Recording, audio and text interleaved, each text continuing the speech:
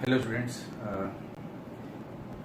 आज हम लोग मेथड डिफरेंस टाइप 1 क्वेश्चंस को स्टडी कर रहे हैं, जिसमें कि सीक्वेंस का जो नेचर है, जिसमें टीएन निकालने पर टीएन का nature P by Q type के फॉर्म में आ रहा है।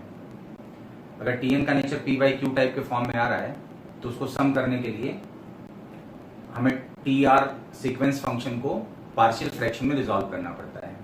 और पार्शियल फ्रैक्शन को हम लोग स्टडी करने की कोशिश करेंगे आज की क्लास में। पार्शियल फ्रैक्शन क्या होता है, जरा उसको देखते हैं।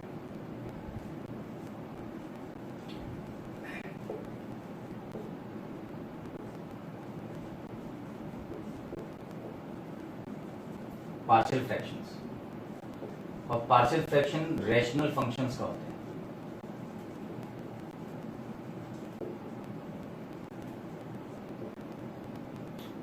रैशनल फंक्शंस का होता है। तो पार्शियल फ्रैक्शन करने की कोशिश करेंगे जो कि रैशनल फंक्शंस के लिए वैलिड होगा।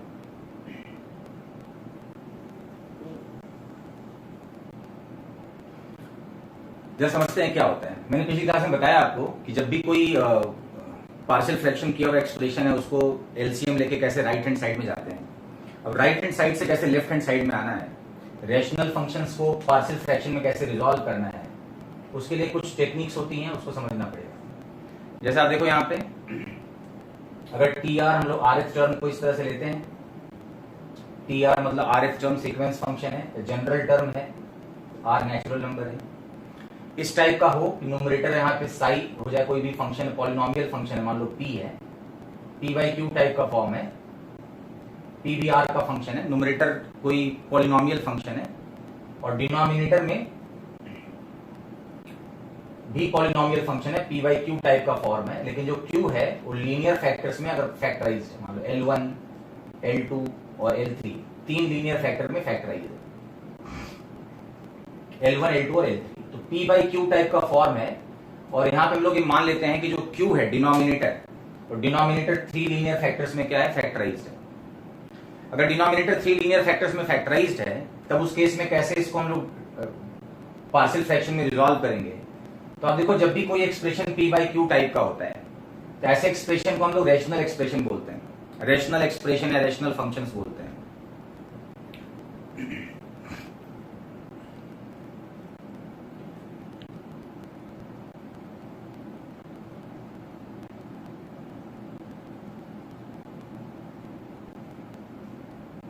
ठीक है, तो ऐसे एक्सप्रेशन को हम लोग रैशनल एक्सप्रेशन बोलते हैं और it is in this case it is P by Q type का फॉर्म। और यहाँ पे जो Q है डिनोमिनेटर, डिनोमिनेटर का अगर डिग्री देखें तो तीन लीनियर फैक्टर्स हैं, तो डिग्री ऑफ डिनोमिनेटर 3 यहाँ पे लिया गया है। तो पार्शियल फ्रैक्शन की जो कंडीशंस होती हैं, पहला नोट करके लिखेंगे यहाँ पे, for partial fraction of rational function degree of denominator या डिग्री ऑफ न्यूमरेटर बोल सकते हैं, numerator should be less than, strictly less than degree of denominator. Degree of numerator degree of denominator से कम होना चाहिए। P बाई क्यू टाइप का form है, तो न्यूमरेटर का डिग्री डिनोमिनेटर की डिग्री से कम होना चाहिए। और दूसरा पॉइंट जो इंपॉर्टेंट है, all the factors in the denominator, all the factors in denominator should be factorized into linear और quadratic factor। यूजुअली linear और quadratic factors होते हैं, quadratic factors होते हैं। यहां लिख लीजिए, यूजुअली linear या quadratic factors होते हैं डिनोमिनेटर को फैक्टराइज करने पर। तो P बाई क्यू टाइप का फॉर्म होगा,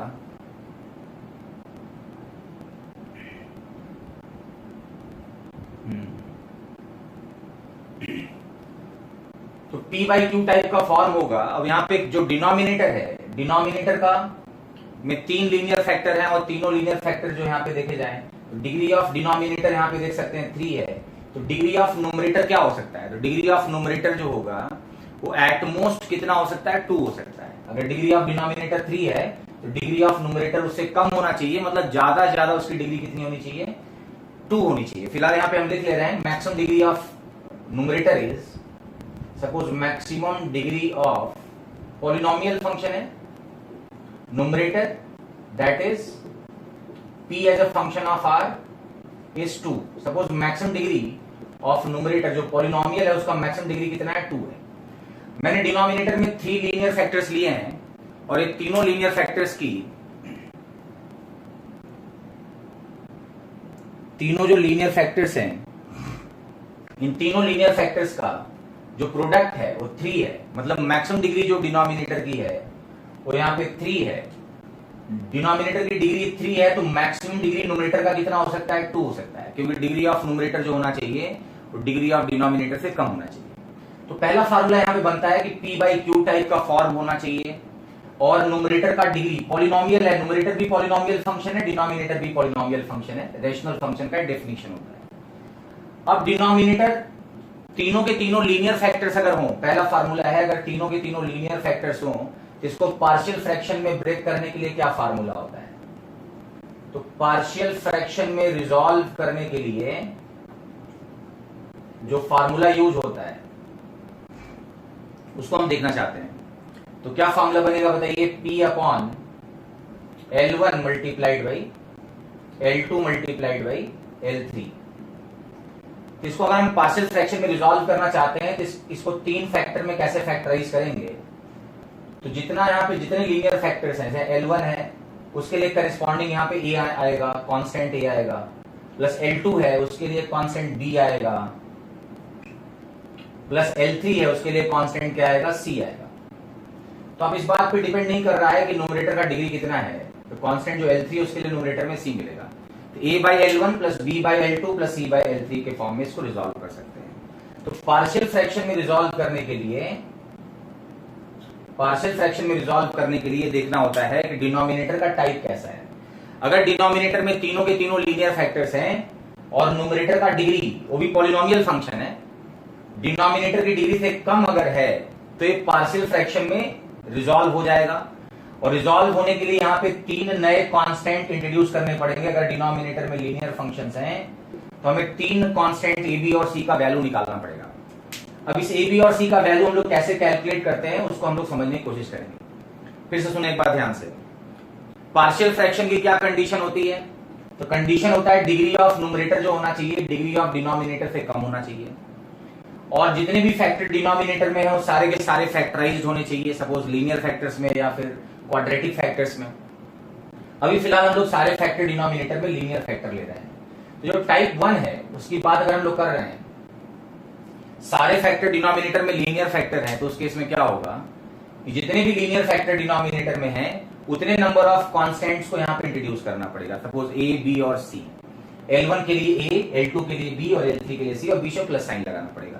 तो ये फार्मूला होता है पार्शियल फ्रैक्शन में रिजॉल्व करने का टाइप 1 टाइप एक्सप्रेशन में, जिसमें डिनोमिनेटर का टाइप कैसा है, all factors in the denominator are linear factors. ठीक है, all factors in the denominators are linear factors.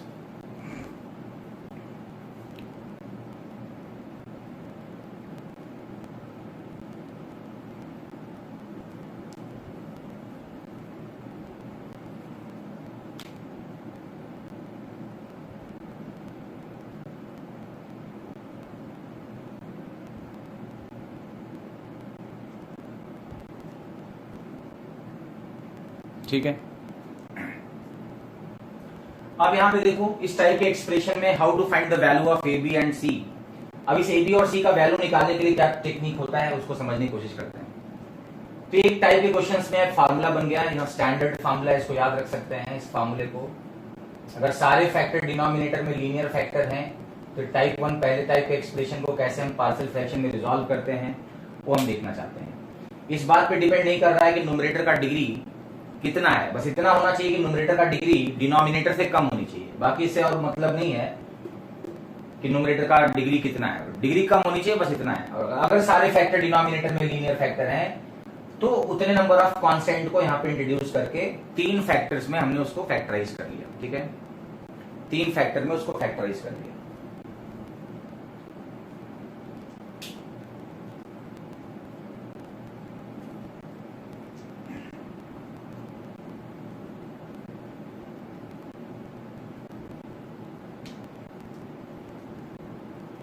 तो जरा देखो,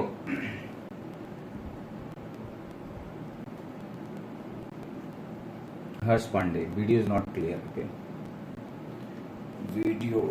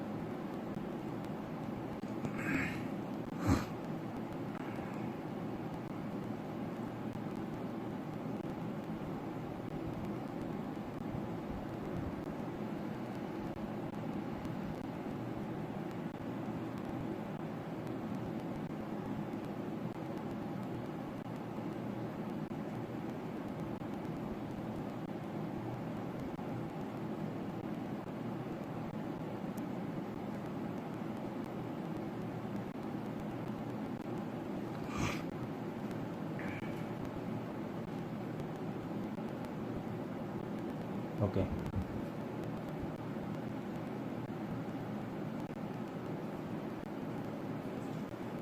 okay, now see, in this case the first formula is, if all the factors in the denominator are linear factor, then we can resolve into partial fraction like this. जितने भी linear factor denominator में है उतने number of constants को हमें introduce करना पड़ेगा, ठीक है।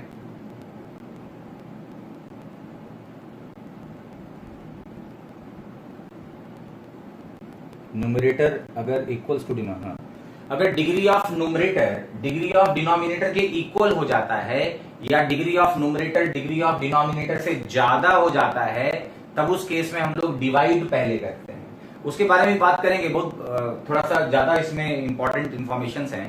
तो पहले इतना समझो कि कंडीशन क्या है कि डिग्री ऑफ न्यूमरेटर कम होना चाहिए डिग्री ऑफ डिनोमिनेटर से, तभी पार्शियल फ्रैक्शन हो सकता है।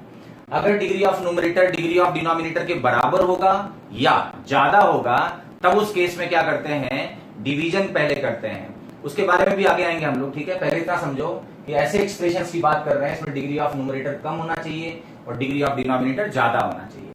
और पहले टाइप में सारे फैक्टर डिनोमिनेटर में अगर लीनियर फैक्टर हैं, तो केवल इतना देखना है कि डिनोमिनेटर में अगर सारे फैक्टर लीनियर फैक्टर हैं और degree of numerator degree of denominator से कम है, तो पार्शियल फ्रैक्शन करने के लिए हर लीनियर फैक्टर्स के लिए एक एक कांस्टेंट असाइन कर देंगे हम लोग, और बीच में प्लस साइन लगा लेंगे, और इसको इस तरह से हम लोग लिख पाएंगे। जैसे फॉर एग्जांपल समझते हैं इसको, एक टाइप 1 के क्वेश्चंस को, इसको टाइप 1 बोल सकते हैं पार्शियल फ्रैक्शन का।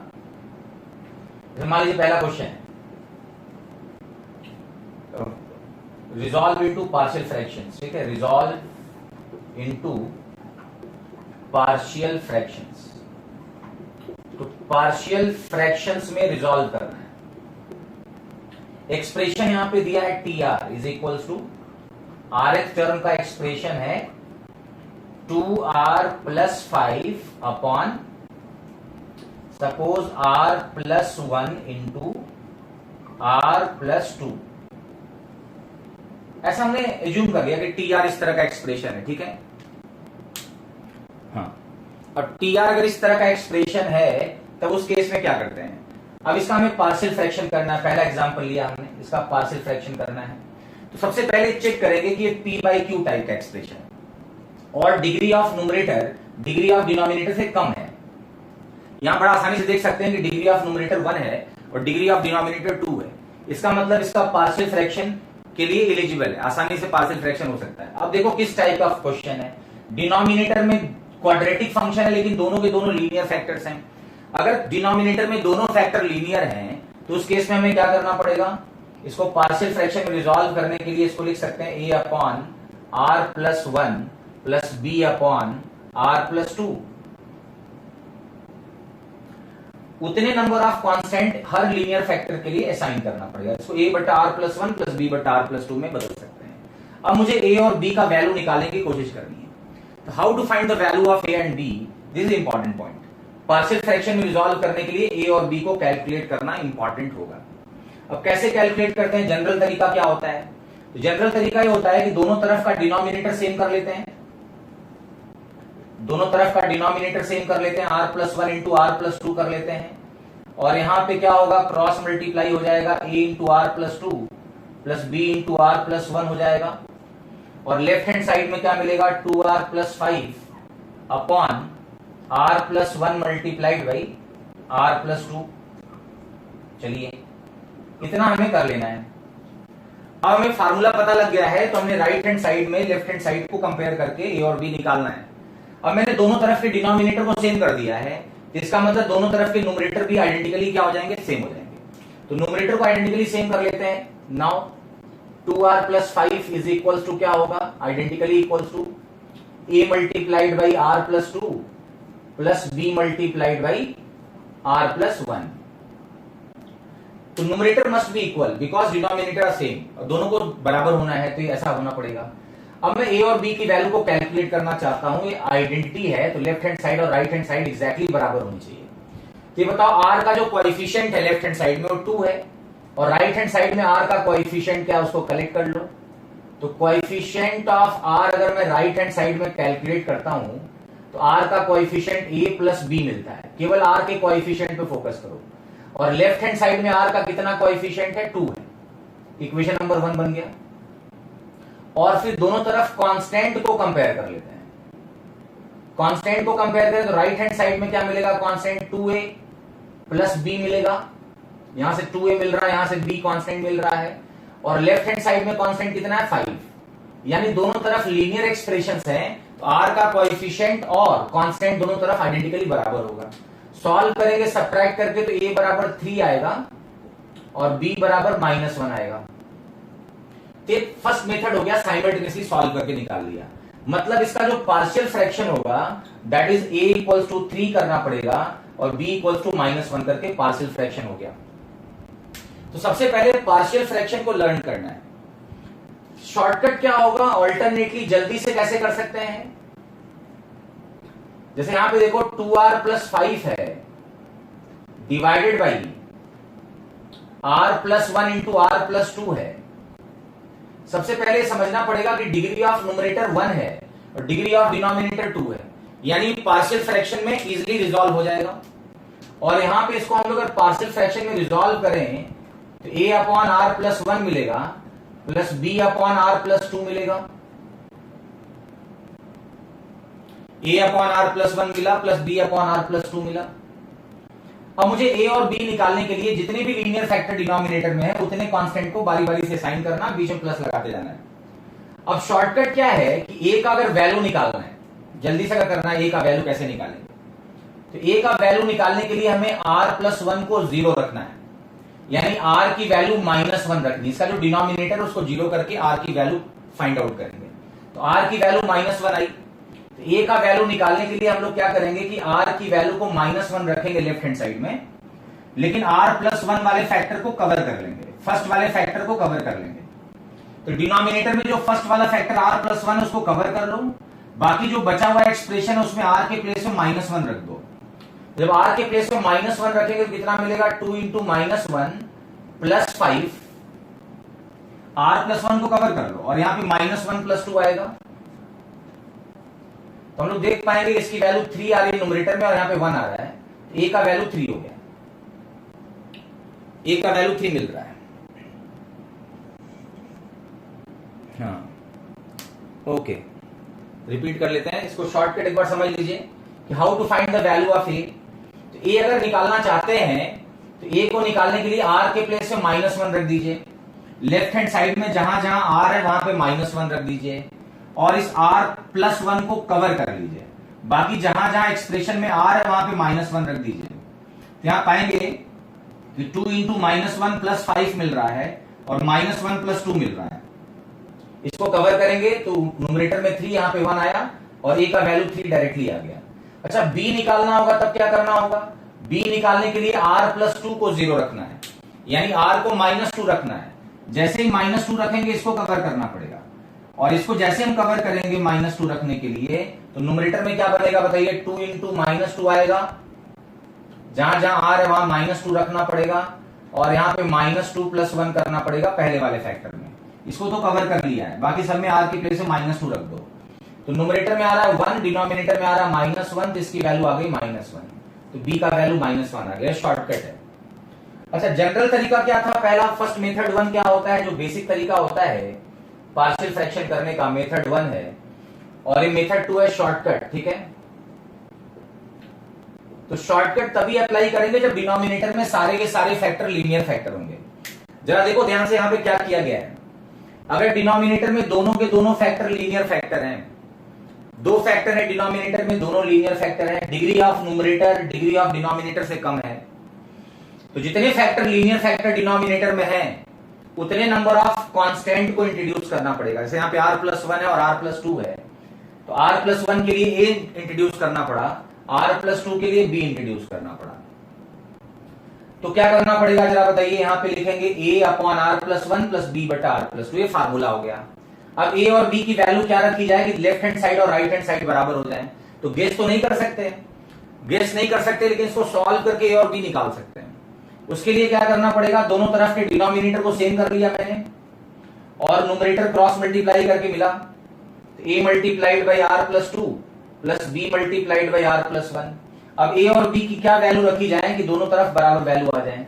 तो डिनोमिनेटर दोनों तरफ का सेम है, तो न्यूमरेटर को आइडेंटिकली इक्वल कर लेते हैं। आइडेंटिकली इक्वल करेंगे तो यहां से a और b मिलेगा। r के कोएफिशिएंट को कंपेयर करो, दोनों तरफ इधर भी लीनियर फंक्शन है, r का कोएफिशिएंट और कांस्टेंट है, इधर भी r का कोएफिशिएंट और कांस्टेंट है। तो r का कोएफिशिएंट राइट हैंड साइड में क्या मिलेगा, यहाँ पे a मिल रहा है, प्लस यहाँ पे क्या मिलेगा b। तो r के कोएफिशिएंट पे फोकस कीजिए, तो a + b मिल रहा है। लेफ्ट हैंड साइड में r का कितना कोएफिशिएंट है, दैट इज 2, वो दोनों बराबर होने चाहिए। कांस्टेंट कितना आएगा राइट हैंड साइड में, तो ऑब्वियसली 2a + b, और लेफ्ट हैंड साइड में कांस्टेंट कितना है, 5। अभी दो इक्वेशन, दो अननोन है, तो यहां से सॉल्व करके a और b निकालेंगे, सब्ट्रैक्ट कर लेंगे तो a मिल जाएगा, और a की वैल्यू को किसी में रख देंगे तो b मिल जाएगा। इस तरह से a और b की वैल्यू निकाल लेंगे, और a की वैल्यू के प्लेस पे 3 रख देंगे, और b के प्लेस पे -1 रख देंगे। ये जनरल तरीका है जो कि आपको कंपेयर करके निकालना पड़ेगा, पार्शियल फ्रैक्शन करना पड़ेगा, ठीक है। अगर सबको समझ में आया होगा, इस तरह से कर सकते हैं आप, a और b निकालेंगे, जल्दी से हम देख सकते हैं कि दोनों तरफ बराबर वैल्यू आ रही है। शॉर्टकट क्या है मैंने बताया, दूसरा मेथड ऑल्टरनेटली क्या हो सकता है, अगर डिनोमिनेटर में सारे लीनियर फैक्टर हैं और डिग्री ऑफ न्यूमरेटर कम है डिग्री ऑफ डिनोमिनेटर से, तो जितने लीनियर फैक्टर डिनोमिनेटर में है उतने नंबर ऑफ कांस्टेंट को आप इंट्रोड्यूस कर लीजिए। तो r+1 के लिए a, r+2 के लिए b। अब अगर a निकालना है तो r+1 को 0 रख दीजिए, और लेफ्ट हैंड साइड में r+1 को 0 रखने का मतलब r को -1 रखना है, लेकिन r+1 वाला फैक्टर कवर कर लेंगे, इसको फर्स्ट वाले फैक्टर को कवर करके r के प्लेस में -1 रखेंगे। तो न्यूमरेटर में कितना मिलेगा, 2 × -1 + 5 यानी 3 मिलेगा, और डिनोमिनेटर में -1 + 2 यानी 1 मिलेगा। तो a का वैल्यू 3 आ गया डायरेक्टली, ठीक है। चलो अब b निकालना है तो r+2 को 0 कर देंगे, यानी r के प्लेस में -2 रख देंगे, लेकिन डिनोमिनेटर में r+2 को ढक लेंगे। तो r के प्लेस में -2 रखेंगे तो यहाँ -4 + 5 यानी ऊपर 1 आएगा, नीचे -2 + 1 यानी -1 आएगा, तो 1/-1 वो -1 के बराबर होगा। तो डायरेक्टली इसका पार्शियल फ्रैक्शन हो गया -1 के बराबर।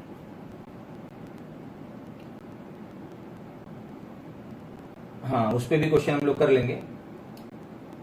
आई होप सबको समझ में आया होगा। ये जनरल तरीका सीख लेते हैं, इसके बाद फिर हम लोग पूरा डिटेल में जितने भी क्वेश्चन इस रेशनल सीरीज में बन सकते हैं सबको कलेक्टिवली हम लोग सॉल्व कर पाएंगे, ठीक है। वहां पे कोई शॉर्टकट या कुछ जरूरत नहीं पड़ेगी, आपको बेसिक तरीका आना चाहिए। अगर बेसिक आ गया तो कोई भी क्वेश्चन आप आसानी से सॉल्व कर पाएंगे। तो यहाँ पे एक बात हम लोग समझ पा रहे हैं, इसका मतलब कि 2r+5 upon r+1 into r+2 अगर लिखा है,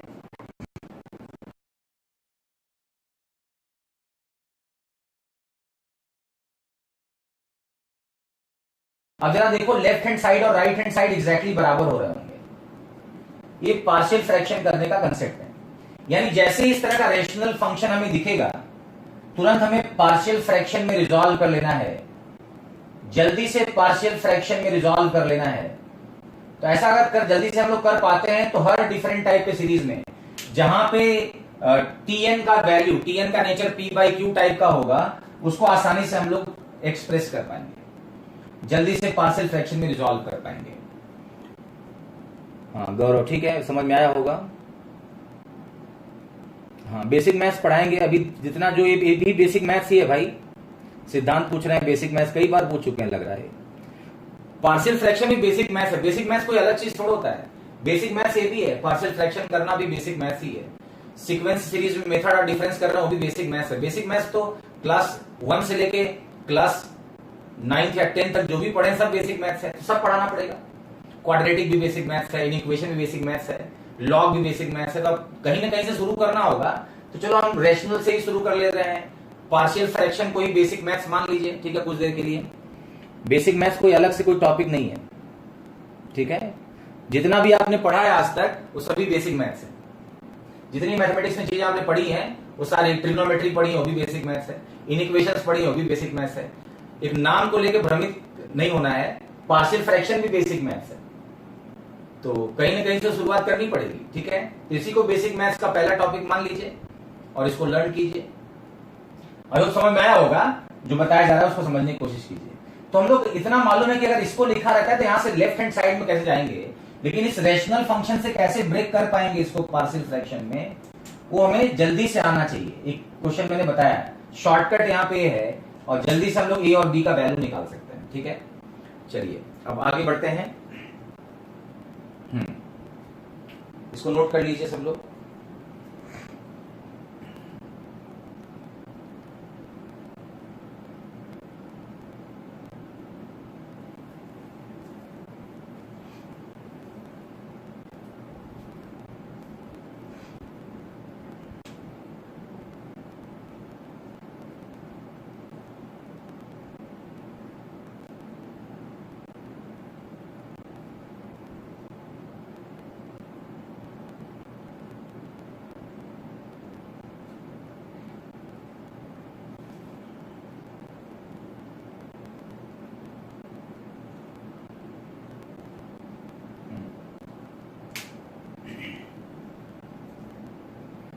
श्वेता समझ में आया, ओके। सिद्धांत ठीक है, समझ में आ गया होगा। तो इस तरह से हम लोग एक कोई टॉपिक लेके उसको एक एक करके पढ़ सकते हैं, एक साथ सारा चीज नहीं पढ़ सकते, ठीक है। हाँ हर्ष पांडे डन, ओके। चलिए अब नेक्स्ट जो है अगला क्वेश्चन आप लोग करके देखें। इस बार सब लोग कोशिश करेंगे, पहले टाइप के क्वेश्चंस को हम प्रैक्टिस कर रहे हैं। पार्शियल फ्रैक्शन में ब्रेक करने का फार्मूला बता रखा है, डिग्री ऑफ न्यूमरेटर कम होना चाहिए, डिग्री ऑफ डिनोमिनेटर ज्यादा होना चाहिए। तो हम लोग पार्शियल फ्रैक्शन में कैसे रिजॉल्व कर सकते हैं, ठीक है। अगर पार्शियल फ्रैक्शन में रिजॉल्व कर पाते हैं तो हम किसी भी सीरीज को सम करने में ये टेक्निक हेल्पफुल होगी।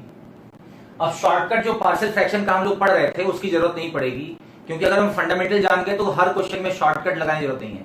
इसके पिछले क्लास तक हमने जितने भी क्वेश्चंस किए थे उसमें पार्शियल फ्रैक्शन सीखे बगैर पार्शियल फ्रैक्शन का शॉर्टकट यूज कर रहे थे, लेकिन वहां कुछ लिमिटेशंस थी, उस लिमिटेशंस को हम लोग यूज कर रहे थे, ठीक है। चलिए अगला क्वेश्चन है क्वेश्चन नंबर 2।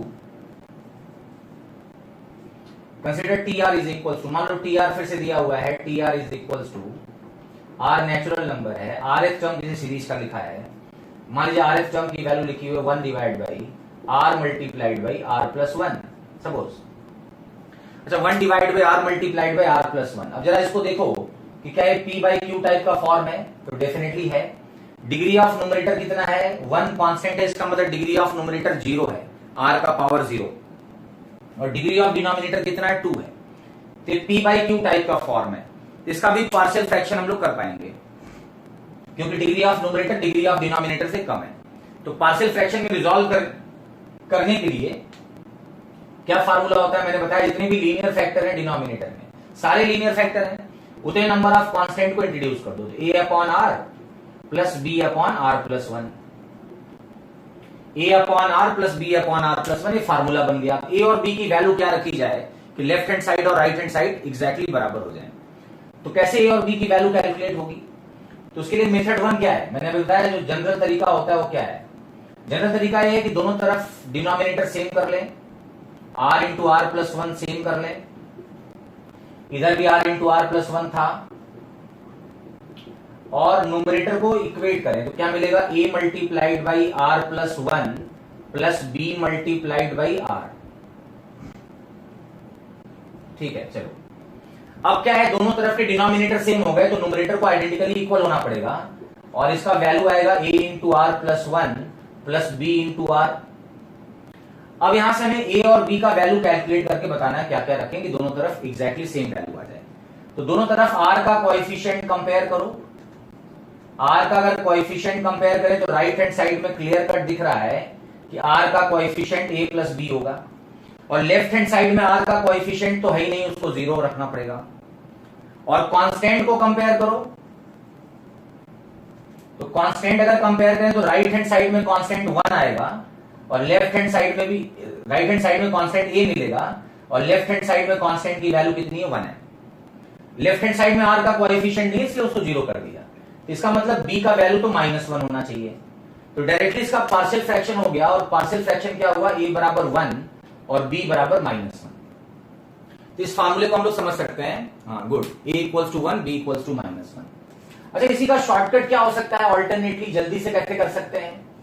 अगर दोनों के दोनों फैक्टर डिनोमिनेटर में लीनियर फैक्टर हैं तो शॉर्टकट क्या होगा, अगर दोनों फैक्टर लीनियर फैक्टर हैं और डिग्री ऑफ न्यूमरेटर कम है, डिग्री ऑफ डिनोमिनेटर से डिग्री ऑफ न्यूमरेटर कम है, तो हम जितने भी फैक्टर डिनोमिनेटर में लीनियर है उतने नंबर ऑफ कांस्टेंट को यहां पे इंट्रोड्यूस कर लेंगे।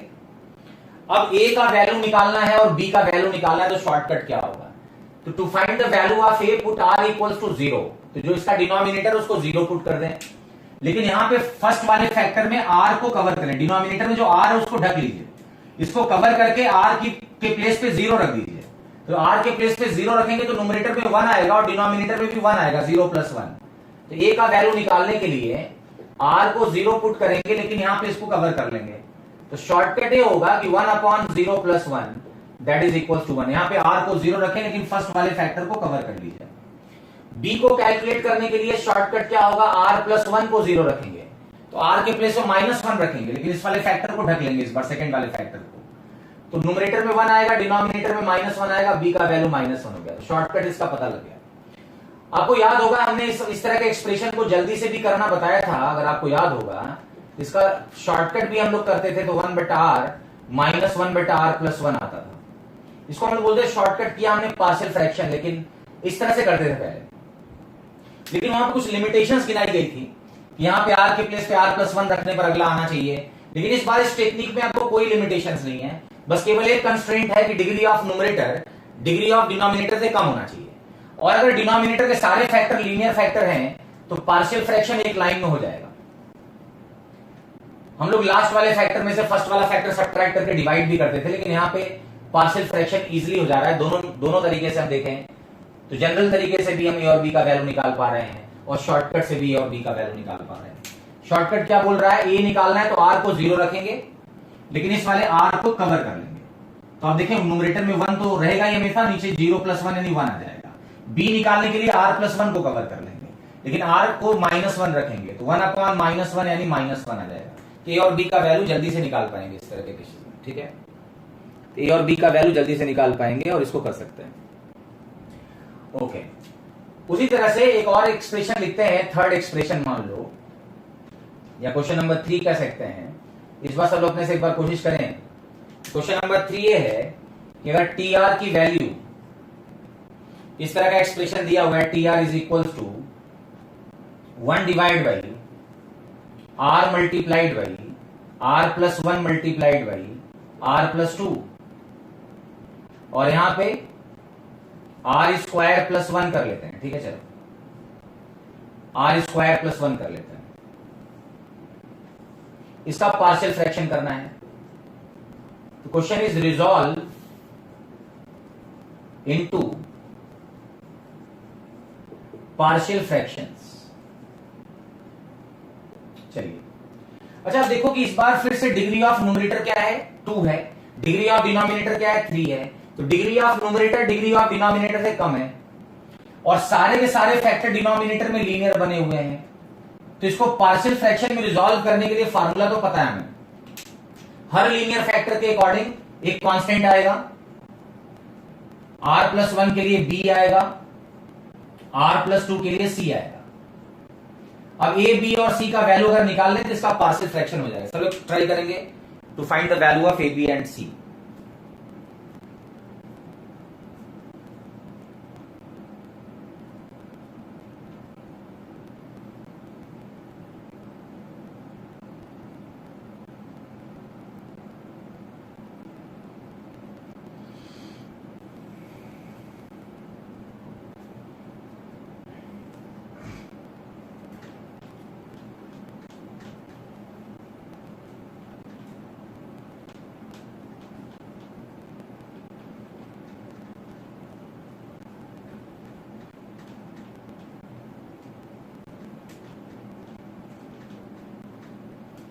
ठीक है, अब यहां पे शॉर्टकट यूज कर लेते हैं जल्दी से। कैसे हम लोग अगर सारे फैक्टर डिनोमिनेटर में लीनियर फैक्टर हैं तो ए बी और सी का वैल्यू कैसे निकालेंगे।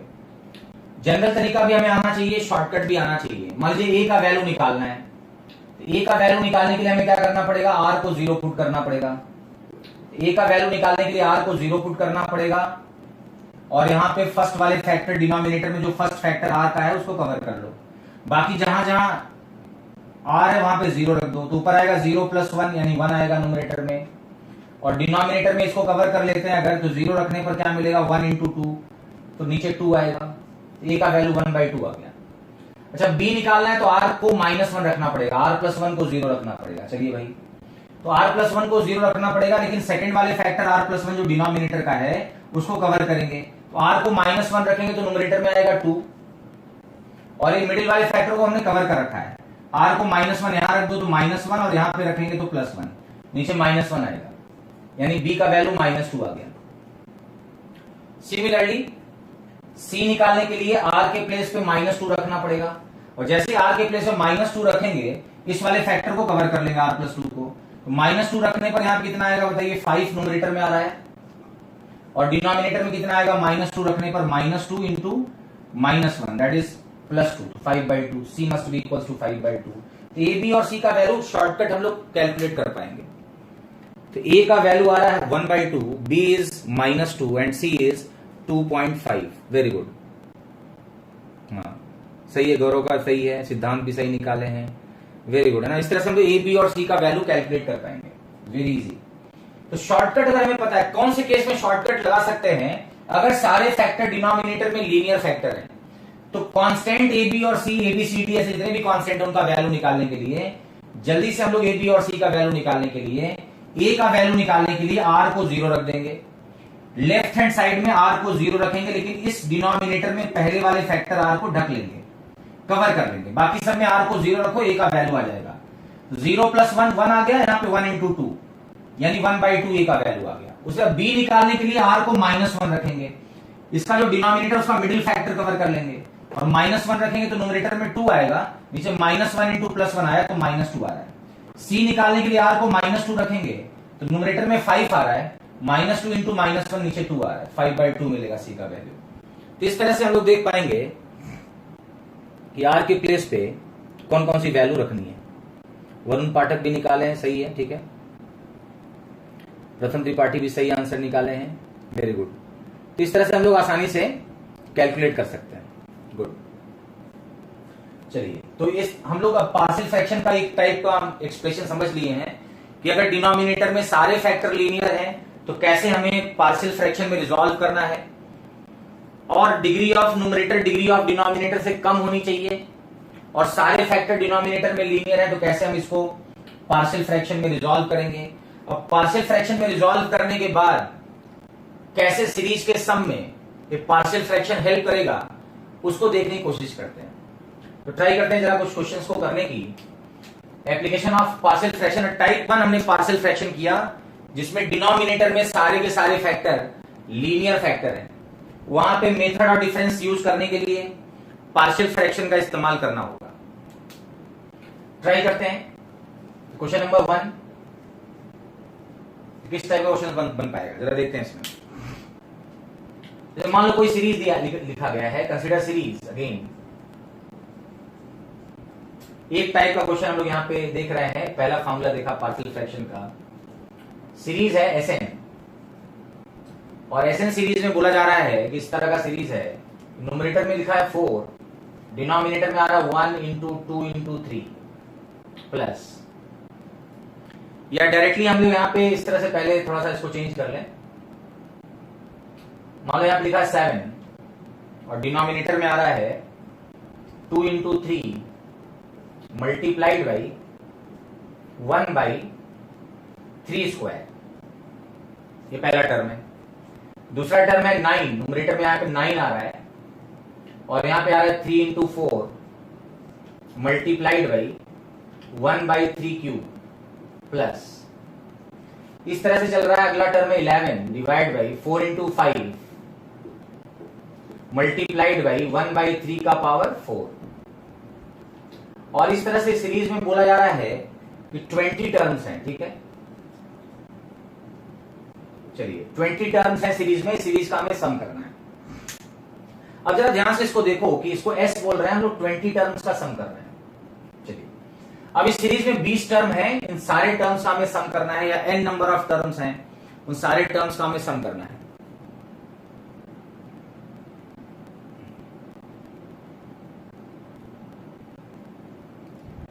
हाँ, क्यों इसको क्लोज करके निकाल रहे हैं वो भी पूरा डिटेल में समझ लेंगे उसको। ठीक है, सिद्धांत पूछ रहे हैं कि कैसे क्यों क्लोज करके हम लोग ए बी और सी निकाल रहे हैं। तो अगर आप आइडेंटिटी बना रहे हैं तो आपको समझ में आएगा, अभी इसको डिटेल में समझा देंगे।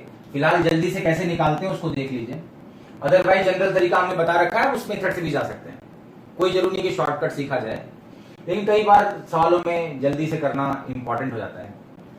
तो उसको डिटेल में समझेंगे कि क्यों ऐसा करते हैं। ठीक है, उसके बारे में बात करेंगे। जरा देखो यहाँ पे 20 टर्म्स हैं। अभी सीरीज को अगर मैं बोलूं कि इसका nth टर्म क्या होगा या फिर इसका जनरल टर्म rth टर्म क्या होगा, तो कैसे निकालेंगे? तो rth टर्म निकालने के लिए हमें क्या करना पड़ेगा, और सम ऑफ 20 टर्म्स भी करना है। तो सीरीज को हमें कई पार्ट्स में देखना पड़ेगा, टुकड़ों में देखना पड़ेगा। जनरल तो कोई सीरीज डायरेक्ट नहीं दिख रही है। तो यहाँ पे ब्रैकेट में आप देखें तो p बाई क्यू टाइप का चल रहा है, और बाहर 1 by 3 square, 1 by 3 cube, 1 by 3 का पावर 4 चल रहा है। तो आप ब्रैकेट के अंदर अगर देखें तो न्यूमरेटर में क्या आ रहा है, तो 7 आ रहा है, 9 आ रहा है, 11 आ रहा है। तो अगर इसको अलग से देखें तो 7, 9, 11 एपी बन रहा है। इसका nth टर्म कैसे निकालेंगे? तो nth टर्म में क्या मिलेगा, तो एपी के फॉर्मूले से देखें तो a plus n minus 1 into D, तो 7 प्लस n माइनस 1 इंटू 2 यानी कि 2n प्लस 5 बनेगा।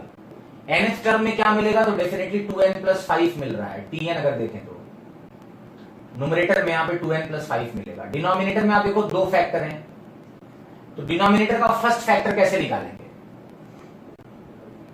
तो फर्स्ट फैक्टर ऑफ डिनोमिनेटर, तो उसका सीक्वेंस बनाए तो यहाँ पे 2 आ रहा है, यहाँ पे 3 आ रहा है, यहाँ पे 4 आ रहा है। तो nth टर्म में क्या मिलेगा, तो nth टर्म में डेफिनेटली यहाँ पे कॉमन डिफरेंस 1 है, एपी बन रहा है। तो इसका tn आएगा 2 प्लस n माइनस 1 इंटू 1 यानी कि n प्लस 1 आएगा। तो nth टर्म का जो डिनोमिनेटर होगा उसका फर्स्ट फैक्टर n प्लस 1 होगा, और सेकंड फैक्टर कितना होगा, that will be n plus 2, n plus 2 को रिप्रेजेंट करेगा। और मल्टीप्लाइड बाई 1 बाई 3 का पावर जो है वो यहाँ पे देखें तो 1 बाई 3 का पावर 2 है, फिर 3 है, फिर 4 है, फिर से 2 3 4 आ रहा है। इसका मतलब पावर में n प्लस 1 आने वाला है। इसका अगर मुझे tn लिखना होगा तो tn बहुत ही आसानी से हम लिख सकते हैं। nth टर्म लिखना सबसे इंपॉर्टेंट बात होगी। तो टुकड़ों में देखेंगे, सबसे पहले न्यूमरेटर को देखेंगे सारे टर्म्स के, और फिर डिनोमिनेटर के फर्स्ट फैक्टर को ऑब्जर्व करेंगे। सेकंड फैक्टर निकालना इजी है क्योंकि एक बढ़ जा रहा है, 2 से 3 हो जा रहा है, 3 से 4 हो जा रहा है, 4 से 5 हो जा रहा है, तो n प्लस 1 से n प्लस 2 हो जाएगा। और फिर 1 बाई 3 के पावर को अगर देखेंगे, ठीक है, 1 बाई 3 के पावर को देखेंगे तो क्या होगा, तो 1 बाई 3 के पावर को अगर देखते हैं तो 1 बाई 3 का पावर यहाँ पे 2 है, फिर 3 है, फिर 4 है। तो अलग अलग कई हिस्सों में हमने देखा कि tn लिखने के लिए क्या करना पड़ रहा है। इसका मतलब सीरीज को सम करने के लिए हमें nth टर्म पता लग गया है, और कितने नंबर ऑफ टर्म्स तक का सम करना है, बोलो 20 टर्म्स का सम करना है। तो यहां पे हमें देखना है कि tn लिखें चाहे tr लिखें, उससे कोई फर्क नहीं पड़ेगा। आप rth टर्म भी लिख सकते हैं और nth टर्म भी लिख सकते हैं। तो सबसे पहला काम करना है, मेथड स्टेप 1 होगा जनरल टर्म यानी कि tn लिखना है या tr लिखना है। आप tr भी लिख सकते हैं, tn भी लिख सकते हैं। अगर हम tr लिखते हैं तो यहां पे क्या मिलेगा, 2r plus 5, upon R plus one into R plus two, और 1/3 का पावर आर प्लस वन। तो इस तरह टी आर भी लिख सकते हैं और टी एन भी लिख सकते हैं। आई होप सबको समझ में आया होगा। 3 बार में हमने एपी को यूज किया। पहले न्यूमरेटर के लिए एपी इस्तेमाल हुआ, डिनोमिनेटर के फर्स्ट फैक्टर के लिए एपी इस्तेमाल हुआ, डिनोमिनेटर के सेकंड फैक्टर के लिए भी एपी इस्तेमाल हुआ, और 1/3 के पावर के लिए भी आप देखो पावर भी एपी में। पूरा सीरीज एपी में नहीं है, लेकिन सारे टर्म्स के न्यूमरेटर, सारे टर्म्स के डिनोमिनेटर और 1/3 का जो एक्सपोनेंट है ये सभी एपी में। चलिए ट्राई करते हैं। अब इन सारे टर्म्स को हमें सम करना है। तो सम करने के लिए हमें क्या करना पड़ेगा, पहले इस p/q टाइप के सीरीज को ध्यान से देखो। तो इस p/q टाइप के सीरीज को अगर ध्यान से देखते हैं, या फिर rx टर्म लिखा जाए तो tr क्या होगा। तो tr में आप देखो तो यहां पे रेशनल फंक्शन आ रहा है 2r+5 upon r+1 into r+2 मिल रहा है, और यहां पे जनरल टर्म यहां 1/3 का पावर r+1 आ रहा है। r नेचुरल नंबर है। चलिए भाई, अब जैसे हमें p/q दिखा है यहां पे सीरीज में, तो तुरंत उसका पार्शियल फ्रैक्शन कर लीजिए।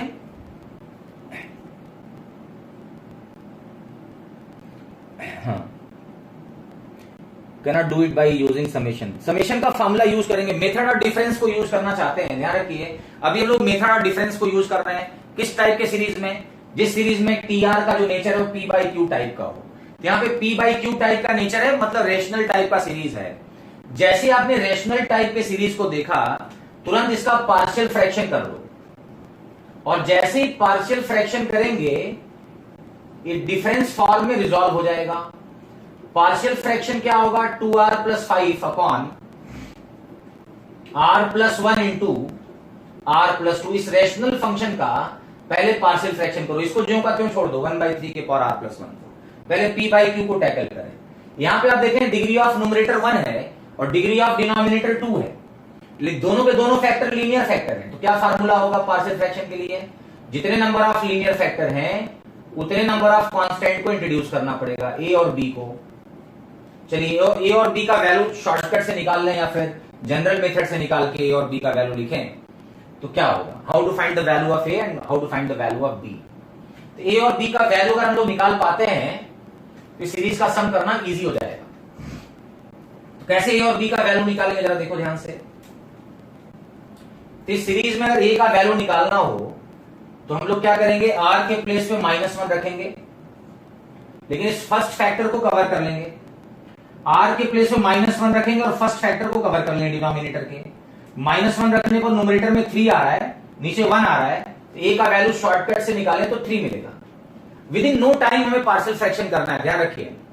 बी निकालना है तो r+2 को 0 रखेंगे, तो आर के प्लेस पे -2 रखेंगे और इस फैक्टर को कवर कर लेंगे। -2 रखते ही न्यूमरेटर में क्या आएगा 1 और डिनोमिनेटर में आएगा -1, तो b की वैल्यू -1 आ गई। a की वैल्यू 3 आ गई, b की वैल्यू -1 आ गई। यानी इस tr का जो पार्शियल फ्रैक्शन कर लें तो पार्शियल फ्रैक्शन करने पर क्या मिल रहा है, tr is equal to 3 upon r+1 -1 अपॉन r+2 मल्टीप्लाइड बाई 1/3 का पावर r+1। सबसे पहला काम करना है कि जो यहां पे पूरा एक्सप्रेशन लिखा है, इस एक्सप्रेशन की जगह हमने पार्शियल फ्रैक्शन यूज किया। आई होप सबको समझ में आया होगा। सबसे पहले रेशनल सीरीज में पार्शियल फ्रैक्शन करना होता है। दिव्यांश यादव सही निकाल रहे हैं, 3 और -1, गुड, ठीक है। चलिए अब इस सीरीज को हमें सम करना है, तो क्या करना होगा, पहले 1/3 के पावर r+1 को मल्टीप्लाई करो अलग अलग दोनों में। तो पहले वाले मल्टीप्लाई करेंगे तो क्या मिलेगा, 3 से 3 का एक पावर कटेगा और यहां पे मिलेगा 1/r+1 इंटू 3 का पावर r और -1/r+2 इंटू 3 का पावर r+1। अभी हो जाएगा, दूसरे मल्टीप्लाई किया तो यहाँ 3 का पावर r+1 बचा रहेगा। पहले वाले मल्टीप्लाई करेंगे तो एक पावर यहां पे कट जाएगा। अभी डिफरेंस फॉर्म में रिजॉल्व हो गया। हमारा एक ही फार्मूला होता है किसी सीरीज को सम करने का, कि अगर सीरीज को टीआर को हम लोग इस तरह रिजॉल्व कर दें कि एक आर का फंक्शन बने और अगला किसका फंक्शन बने, इस टोटल फंक्शन को अगर हम एफ आर बोल देते हैं, फंक्शन ऑफ आर बोल देते हैं, तो अगला वाला जो फंक्शन है उसको ध्यान से देखो, तो एफ आर प्लस वन हो गया है, क्योंकि आर के प्लेस पे आर प्लस वन रखो तो आर प्लस टू हो जाएगा, और 3 के पावर आर को देखो 3 का पावर आर प्लस वन है, यानी इन टोटलिटी अगर ये पूरा एफ आर है तो ये वाला function F R plus one है। तो सिग्मा अप्लाई करके इसका सम कर सकते हैं। तो sigma R is varying from 1 से 20 टर्म्स का सम करना है। तो सबसे मेन काम है किसी भी सीक्वेंस के टी आर को इस तरह से रिजॉल्व करें कि टी आर की value F R minus F R plus one के फॉर्म में रिजॉल्व हो जाए। ठीक है, F R minus F R के फॉर्म में रिजॉल्व हो जाए। ओके, तो क्या करना पड़ेगा जरा देखो ध्यान से। तो सिग्मा करेंगे इसका तो क्या मिलेगा, तो शॉर्टकट मैंने बताया था सिग्मा करने के लिए जल्दी से कैसे कर सकते हैं। तो अगर पहला वाला आर का फंक्शन है, दूसरा वाला आर प्लस वन का फंक्शन है, तो आर का जो लोअर लिमिट है उसको छोटे वाले डोमेन रखते हैं, फर्स्ट का फर्स्ट लेना है, और आर का जो अपर लिमिट उसको बड़े वाले डोमेन में रखते हैं। आर बराबर वन अगर पहले वाले में रखें तो क्या मिलेगा, तो वन रखने पर 2 मल्टीप्लाइड बाई 3 आएगा, माइनस आर का वैल्यू 20 रखने कितना मिलेगा, 1 बाई 22 मल्टीप्लाइड बाई 3 का पावर 21। ये इसका आंसर होगा, answer some of 20 terms S20 निकाला है। लोअर लिमिट को छोटे वाले में फर्स्ट का फर्स्ट मिलेगा और अपर लिमिट को बड़े वाले में लास्ट का लास्ट मिलेगा। आर की वैल्यू 1 2 3 4 रखते जाएंगे और इस तरह से हम लोग देख पाएंगे।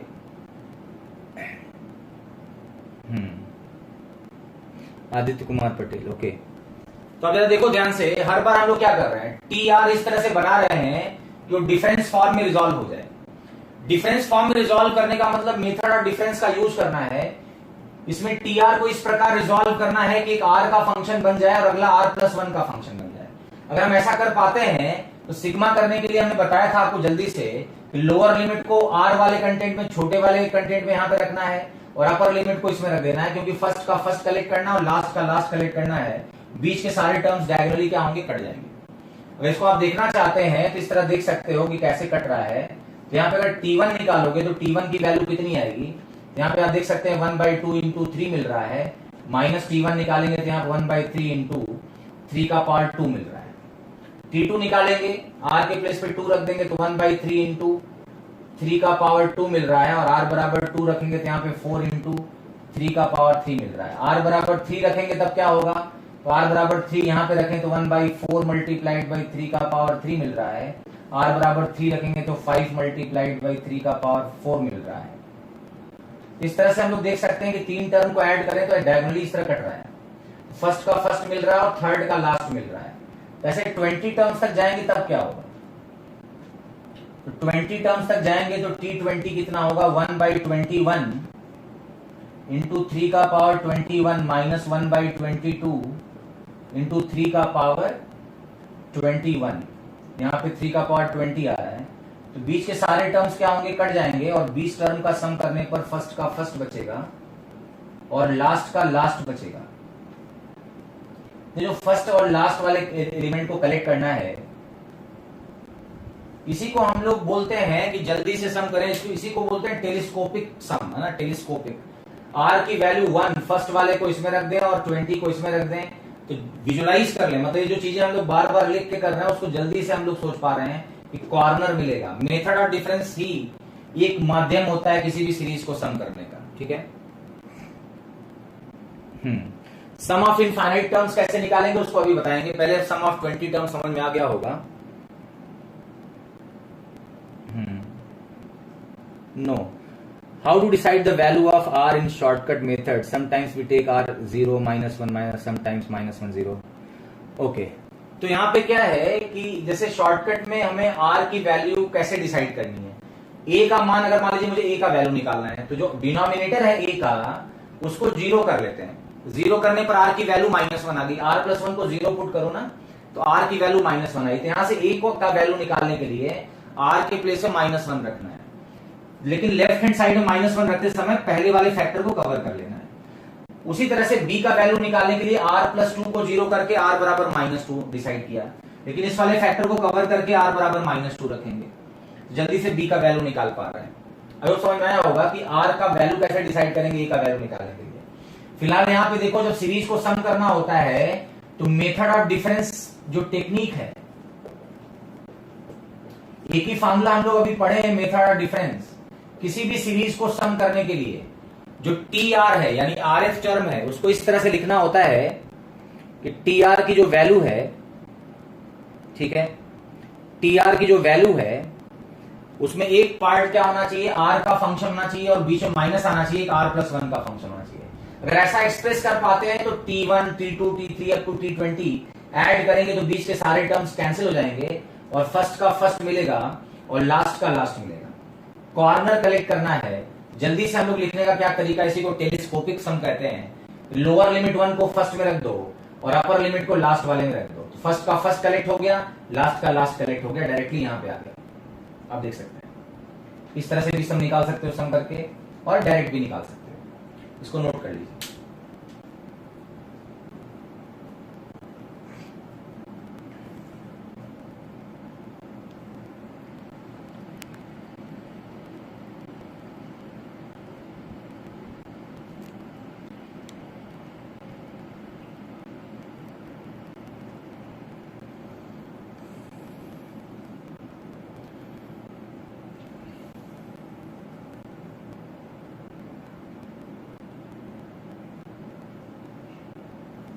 ठीक है, तो है सबको समझ में आया होगा। इस तरह से पार्शियल फ्रैक्शन का क्या यूज है, जब भी टीएन में या आरएफ टर्म में पी बाई क्यू टाइप का एक्सप्रेशन हो तो P by Q type expression देखते ही हमें पार्शियल फ्रैक्शन दिमाग में आना चाहिए। और यहाँ पे शॉर्टकट हम लोग जल्दी से इसको रिजॉल्व नहीं कर सकते हैं। क्यों? क्योंकि न्यूमरेटर कांस्टेंट नहीं है। मैंने इसके पहले जो जल्दी से क्वेश्चन बताया था वहां न्यूमरेटर कांस्टेंट हुआ करता था। तो यहाँ पे जल्दी से हम लोग इसको शॉर्टकट नहीं कर सकते, तो ए और बी का वैल्यू निकालना पड़ेगा। लेकिन ए और बी के वैल्यू निकालने में भी दो मेथड है, जनरल तरीका एक शॉर्टकट है। ए का वैल्यू और बी का वैल्यू निकालने में ज्यादा समय नहीं लगना चाहिए, इसलिए मैंने शॉर्टकट बताया कि ए कैसे निकलेगा, उसके लिए करस्पॉन्डिंग आर की वैल्यू क्या लेनी पड़ेगी। ठीक है, ओके। और इस तरह से हम लोग ए और बी की वैल्यू निकाल सकते हैं। तो नेक्स्ट क्वेश्चन इस बार करके देखें सब लोग।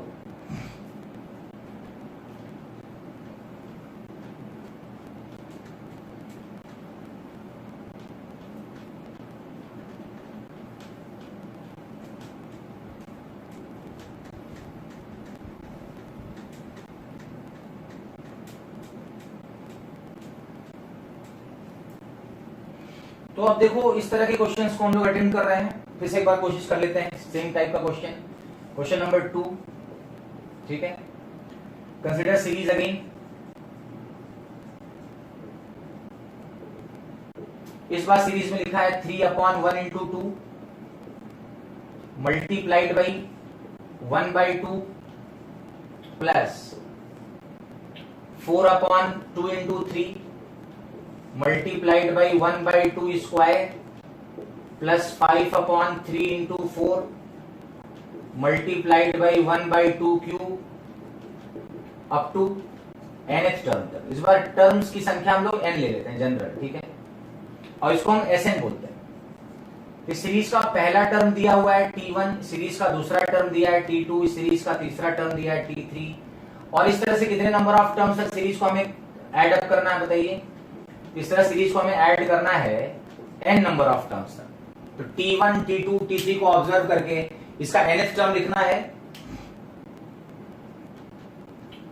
तो पहला है पार्ट क्वेश्चन का फाइंड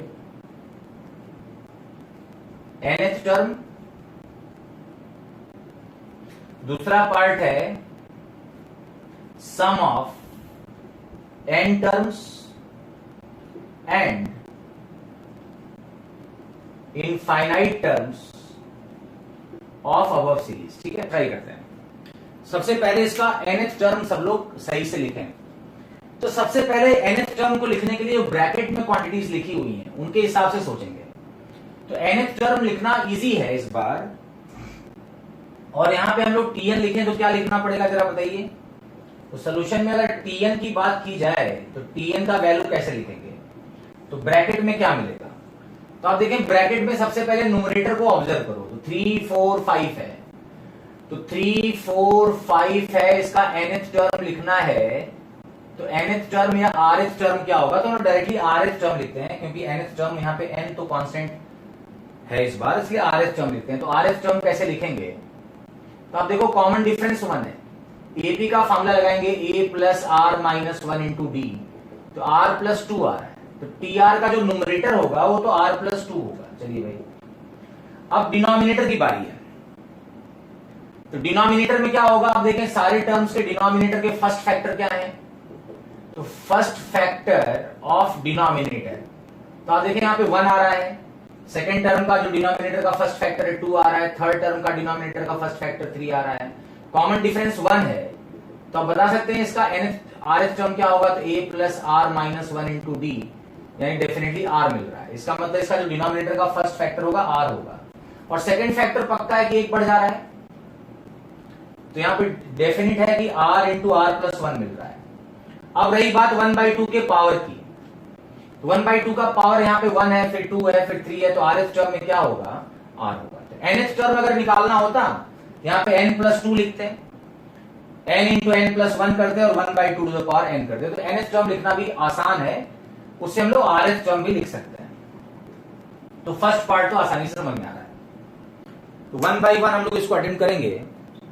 हाँ, 1/2 to the power r, Srishti Shukla very good है ना, सही लिखा, सिद्धांत ने भी सही लिखा, सिद्धांत ने गड़बड़ कर दिया है, 1/2 to the power n plus 1 नहीं होगा, 1/2 टू द पावर n होगा। प्रथम Tripathi n plus 2 upon n into n plus 1 is correct, but into multiplied by 1/2 का पावर 1, 1/2 का पावर 2, थर्ड में 1/2 का पावर 3, तो rth में कितना होगा, 1/2 to the power r।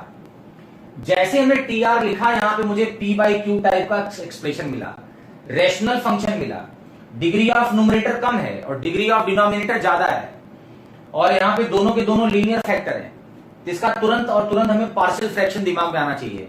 Only method to sum this series is using partial fraction. Okay, हाँ very good, Pratham Tripathi भी सही किए हैं, दिव्यांश यादव भी सही किए हैं, हाँ वेरी गुड, ठीक है, Divyansh Yadav into 1/2 to the power r होगा। ओके, सृष्टि शुक्ला सही है। इस तरह से हम लोग इसको लिख सकते हैं। rth टर्म निकालते ही हमें पता लग रहा है कि p बाई क्यू टाइप का एक्सप्रेशन आ गया, degree of numerator degree of denominator से कम है, तो इसका पार्शियल फ्रैक्शन हो जाएगा, और पार्शियल फ्रैक्शन जल्दी से अगर हम शॉर्टकट करें तो ये बताओ, इस बार डिग्री ऑफ न्यूमरेटर 1 है और डिग्री ऑफ डिनोमिनेटर में r इंटू आर प्लस 1 है, तो पार्शियल फ्रैक्शन करने का टेक्निक क्या होगा, a upon R plus b upon R plus 1। चलिए इसका पार्शियल फ्रैक्शन हम लोग कर लेते हैं इस रेशनल फंक्शन का, और जैसे ही हम लोग पार्शियल फ्रैक्शन करेंगे तो क्या पता लग रहा है, how to find the value of a। a का वैल्यू निकालने के लिए क्या करना पड़ेगा, और b का वैल्यू, दोनों लीनियर फैक्टर के लिए दो कांस्टेंट असाइन कर दो, बीच में प्लस रख दो, ये फार्मूला होता है पार्शियल फ्रैक्शन करने का। a का वैल्यू और b का वैल्यू निकालना चाहते हैं, जरा हम लोग इसको जल्दी से पार्शियल फ्रैक्शन करें तो पता लगेगा कि a का वैल्यू कितना आ रहा है और b का वैल्यू कितना आ रहा है। ट्राई कीजिए जरा, a और b की वैल्यूज निकालिए।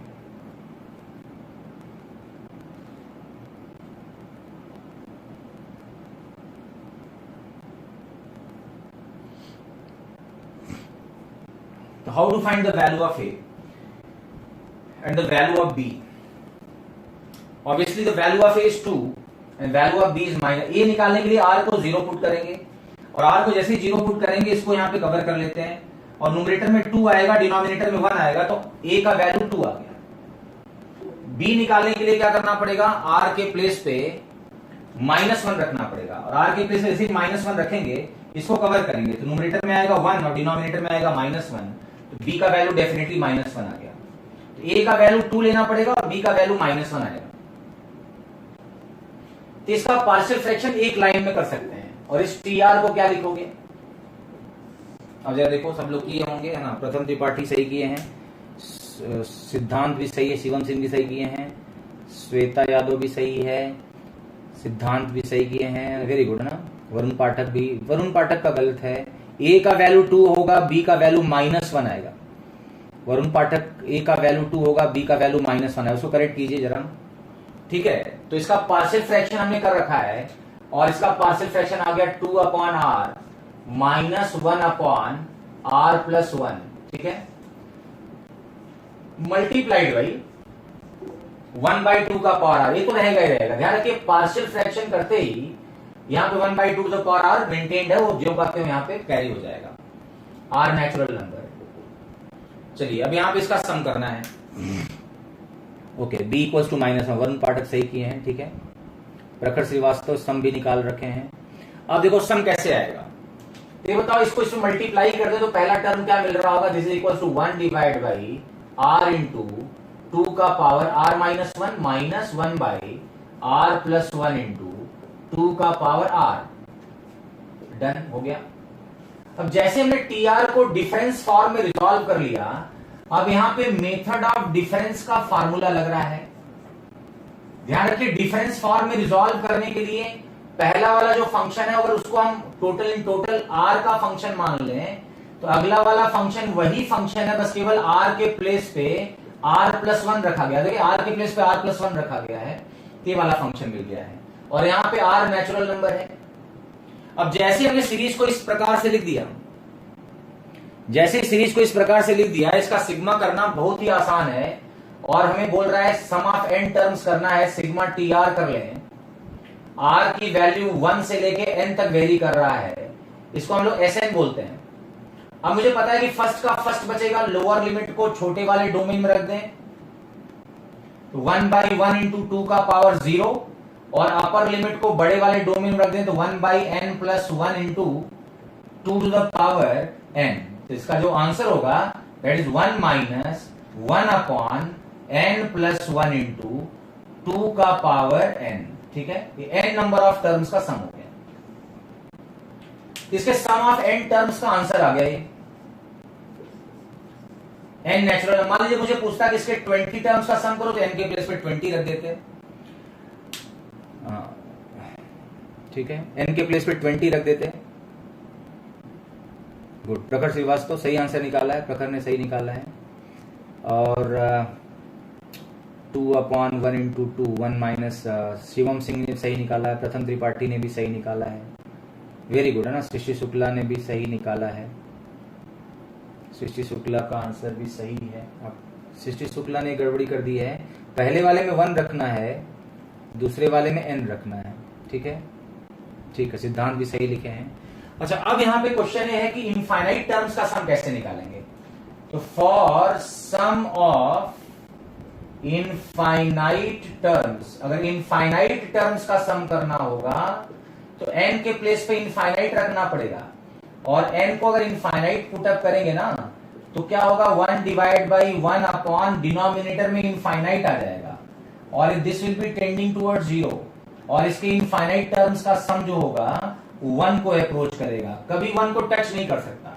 मतलब इस सीरीज का अगर हमसे लिमिटिंग वैल्यू पूछा जाए कि मैक्सिमम सम कितना हो सकता है, तो इस सीरीज को आप अनलिमिटेड नंबर ऑफ टर्म्स तक लिख दीजिए और अंत में सारे टर्म्स को ऐड कीजिए, तो मैक्सिमम सम की वैल्यू 1 को टच कर पाएगी, यानी 0.999999 हो सकती है, कभी भी 1 को डोमिनेट नहीं कर सकती। मैक्सिमम सम इस सीरीज का 1 होगा। बड़ा अजीब सा बात है कि सम नंबर टर्म्स को बढ़ाने पर सम की वैल्यू बढ़ती जाती है, यहां भी सम की वैल्यू बढ़ती जाएगी, धीरे धीरे क्लोज होती जाएगी 1 के, लेकिन कभी भी 1 को डोमिनेट नहीं कर सकती। आप चाहे नंबर ऑफ टर्म्स को इनफाइनाइट ही क्यों ना इस्तेमाल कर लें, तो नंबर ऑफ टर्म्स को कितना भी यूज कर लें, सम की वैल्यू 1 आएगी। गुड, तो इस तरह से हम लोग इसको देख सकते हैं, ठीक है। तो आपने देखा कि पार्शियल फ्रैक्शन का यूज सीरीज में कैसे हेल्पफुल हो सकता है। अगर आप पार्शियल फ्रैक्शन को सही से समझ पा रहे हैं तो एक टाइप के क्वेश्चन को आसानी से सॉल्व कर सकते हैं, बशर्ते टीआर को इस तरह से ब्रेक करना होगा कि एक आर का फंक्शन बने और अगला r+1 का फंक्शन बने। Obviously it is converging series definitely, क्योंकि सम ऑफ इनफाइनाइट टर्म्स रियल और फाइनाइट आ रहा है, इसलिए सीरीज का जो नेचर होगा वो कन्वर्जिंग सीरीज होगा। अरे सारे के सारे बेसिक्स ही हैं, आप जब भी मैथमेटिक्स पढ़ते हैं तो आप इसको पार्शियल फ्रैक्शन को भी, मेथड ऑफ डिफरेंस को भी, बेसिक मैथमेटिक्स के नाम पे इसको भी पढ़ सकते हैं। बेसिक मैथमेटिक्स को अलग से टॉपिक नहीं है, ट्रिग्नोमेट्री भी उसमें आएगा, उसमें लॉगरिथम्स भी आएगा, उसमें मॉडुलस फंक्शन भी आएगा, उसमें बहुत सारी चीजें आती हैं। तो एक साथ सारी चीजें बेसिक मैथ के नाम पे नहीं पढ़ सकते, 1 बाय 1 ही कर सकते हैं। तो आप प्रोग्रेशन चैप्टर को पिक किए हैं और उस चैप्टर में मेथड ऑफ डिफरेंस को पढ़ रहे हैं और मेथड ऑफ डिफरेंस उस सीरीज में अप्लाई कर रहे हैं जिसका TN P by Q type का हो। अगर TN P by Q type का है तो सिग्मा करना इजी होता है। उसके लिए मुझे जैसे पी बाई क्यू टाइप का सीरीज दिखे तो टीएन करने के लिए पार्शियल फ्रैक्शन का इस्तेमाल करें और पार्शियल फ्रैक्शन करने पर एडवांटेज जरूर मिलना चाहिए। अगर ये मिलेगा तभी हम अगला step sum of N terms का लिख पाएंगे। एक आर का फंक्शन होना चाहिए, अगला आर प्लस वन का फंक्शन होना चाहिए, तभी सिग्मा करेंगे तो फर्स्ट का फर्स्ट और लास्ट वाले का लास्ट मिलेगा, बीच के सारे टर्म्स कट जाएंगे। ऐसा तब होगा जब एक आर का फंक्शन हो टोटालिटी में और in total R plus one, R के प्लेस पे आर प्लस वन रखने पर अगला फंक्शन मिल जाना चाहिए। अगर ऐसा है तो सिग्मा करना एक लाइन का, पहले स्टेप में ब्रेक करना है, तोड़ना है और दूसरे वाले स्टेप में जोड़ देना है। और इनफाइनाइट टर्म्स का सम करेंगे तो क्या होगा, एन को इन्फिनिटी रख दें तो सम की वैल्यू रियल और फाइनाइट के बराबर आती है। तो एक टाइप का हमने यहाँ पे फार्मूला पार्शियल फ्रैक्शन का सिखाया आपको, जब डिनोमिनेटर में सारे फैक्टर लीनियर फैक्टर होते हैं। अगर क्वाड्रेटिक फैक्टर होंगे तब क्या होगा, अगर degree of numerator degree of denominator के बराबर हो जाएगा तब क्या होगा, degree of numerator degree of denominator से अधिक हो जाएगा तब क्या होगा। तो अलग अलग टाइप के क्वेश्चंस बनेंगे, उसमें अलग टेक्निक फॉलो होती है, उसका अलग फार्मूला लिखना पड़ेगा। अभी एक टाइप का आपको समझ में आया होगा, आसान क्वेश्चंस थे। अब नेक्स्ट क्लास में इसको आगे बढ़ाएंगे। आज के लिए इतना ही करते हैं। Thank you.